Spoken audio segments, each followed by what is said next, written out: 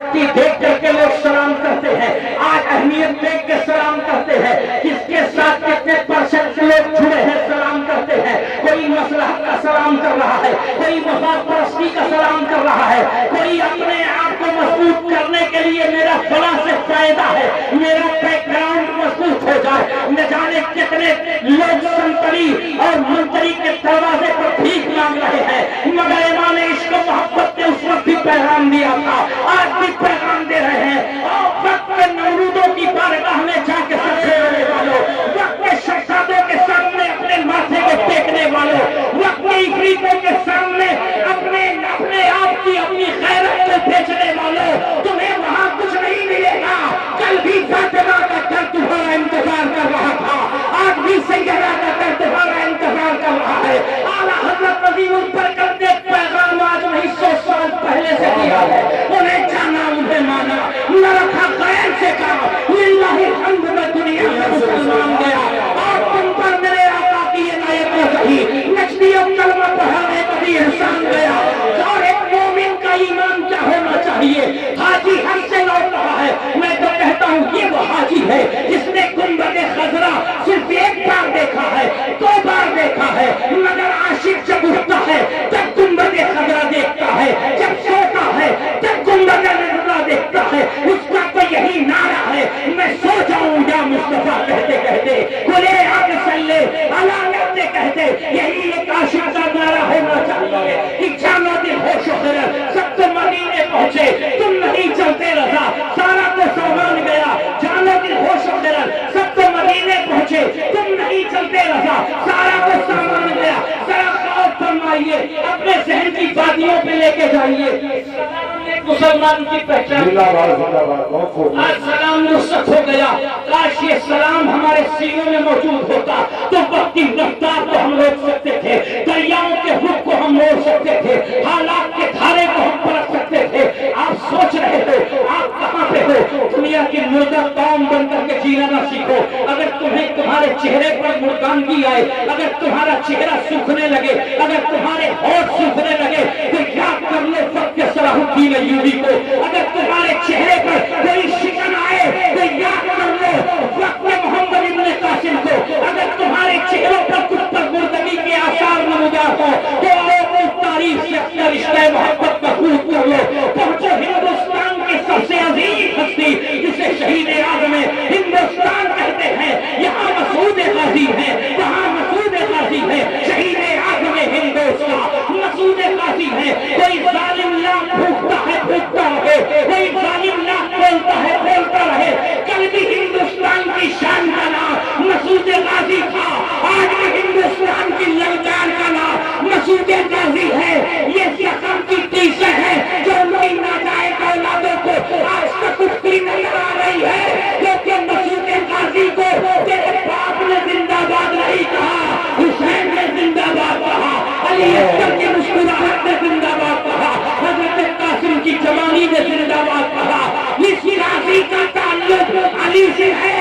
हमें जब एक गाजी बहराइच के गाजी को नहीं उठा सके तो हुसैन का गाजी है।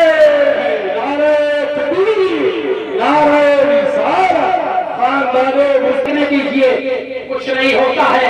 मेरा गाजी कल भी मजबूत, मेरा गाजी आज भी मजबूत। ये इस्लाम का वो जाबाज सिपाही है, ये गैरत मुस्तफा का अमीन है, ये मुस्तफा की विरासतों का अमीन है। दिल में इश्क मुस्तफा रखिए। चलिए जहाँ से शुरू हुए थे, जानो दिल होश खैर, सबसे मदीने पहुंचे, तुम नहीं चलते रहा, सारा तो सामान गया। दाएं से आ रहे हैं तभी अस्सलाम वालेकुम, बाएं से आ रहे हैं तभी अस्सलाम वालेकुम। मौला हुसैन ने कहा कि आज छुप जाता हूं, कभी तो मौका मिलेगा। सुनिएगा जरा गौर से, आले नबी है क्या, औलादे नबी है क्या? सोचते हैं लोग वक्त नासिबियों को भी मेरा पैगाम पहुंचा दिया जाए, वक्त खारजियों को भी पैगाम पहुंचा दिया जाए। ना हम किसी नासिबी के घर के टुकड़ों पर पलने वाले हैं, न किसी खारजी के घर की कदाई करने वाले हैं, न किसी राफिजी का चेहरा देख करके बात करने वाले हैं। हमारा हिस्सा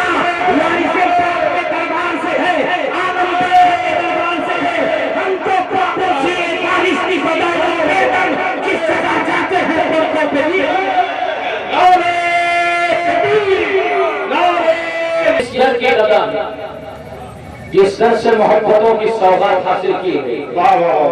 हजरत उमर पे रोकने वाले उन्हें समझा क्या है कि हजरत उमर क्या, और पता चला कि जब शैतान को भगाना होता है तो हम हजरत उमर का नाम लेते हैं। इससे बढ़ के पावरफुल कोई अमल नहीं। वाह वाह वाह। हमें सीने पे लग लिया जाए तो शैतान काम करना बंद कर देता। वो हजरत उमर सलाम ने पहला, मुसलमान का सबसे बड़ा शियार सलाम। जी। इमाम हुसैन एक खंभे एक दीवार के पीछे छुप गए, याद जैसे हजरत उमर आते हैं फौरन सलाम करता, जैसे हजरत उमर आते हैं वैसे सलाम करता। अल्लाह अकबर। अभी खंभे की ओट ही में थे कि हजरत उमर ने कहा अस्सलाम वालेकुम या सिफ्त रसूलुल्लाह, ऐ रसूलुल्लाह के बेटे आप पर सलाम हो।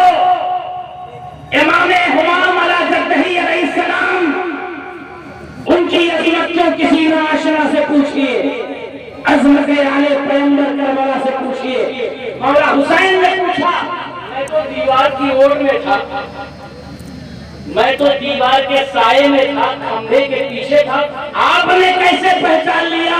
कहा हुसैन बेटा शक्ल में भी नबी के हो और खुशबू में भी नबी के हो। हमने शक्ल अगर से नहीं देखी मगर खुशबू से पहचान लिया कि मेरा हुसैन यही है, मौला हुसैन यही। 22 को अगर कैलकुलेट करेंगे तो सरकार का ज़ाहिरी जमाना हजरत अबू बकर के 2 साल, फारूक आजम की खिलाफत के 10 साल, सब मिला के 22 लाख मुरब्बा मील। तनहा हजरत उस्मान गनी के दौर में 22 लाख मुरब्बा मील, यानी 22 को 22 से सर्व लेंगे तो 44 लाख। आपको पता है ये इतने सक्सेसफुल खलीफा क्यों? हजरत अबू बकर के पीछे कौन? हजरत उमर के पीछे कौन? हजरत उस्मान के पीछे कौन? हजरत उस्मान के दौरे खिलाफत में। अच्छा ये बताओ,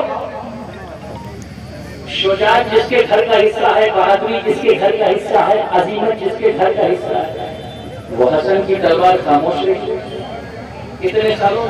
वो हुसैन की तलवार खामोश नहीं होगी।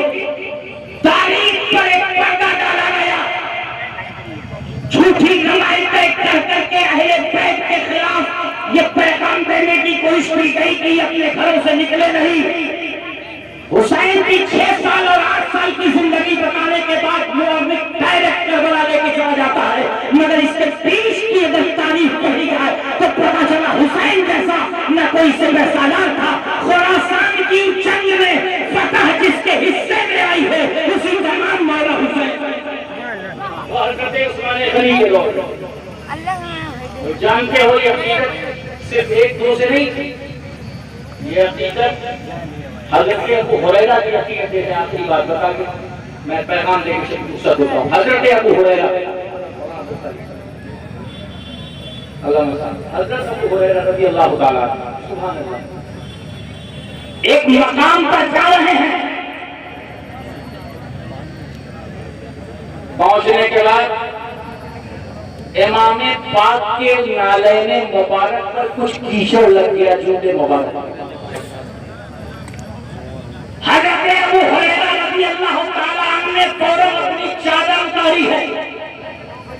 हजरत अबू हुरैरा की उम्र कितनी है और इमाम हुसैन की उम्र में हुसैन नौजवान और हजरत अबू हुरैरा बूढ़े। अपनी चादर उतारी है और चादर उतारने के बाद अपने इसी चादर से मौला हुसैन के नालैन पर आए हुए कीचड़ को साफ किया। वाह वाह वाह वाह। एक सवाल किया मौला हुसैन ने कि आपकी उम्र शरीफ बड़ी है, बाबा आप उम्र में बड़े हैं, आपकी